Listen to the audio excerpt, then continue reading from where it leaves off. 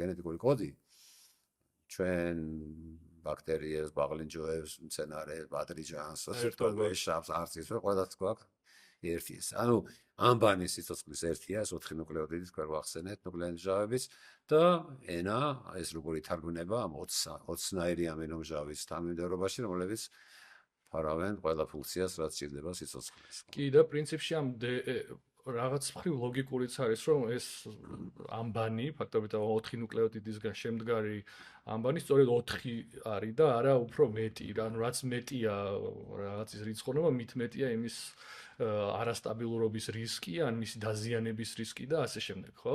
ჩემთვის პირადად ყველაზე საინტერესო, ყველაზე სასიამოვნო და ესეთი აი მართლა ჟინის და იმის მომწერა, აი რომ ფიქრობ, ამერვე დილას რომ მიყარ რა დახვდება, იყო ეს, იმიტომ რომ გენეტიკური კოდი, ახლა არ ვიცი რამდენად შეგვიძლია ბაღაზე ვისაუბროთ, მაგრამ ეს არის ფუნდამენტი, რაზეც დგას ჩვენი სიცოცხლე, ევოლუცია, ერთ-ერთი ესეთი უცნაური თვისებები აქვს. უცნაური ნიშნავს რომ რაღაც არ ვიცით, რომ გავიგებთ, მე რაფერი უცნაური არ იქნება, ხო?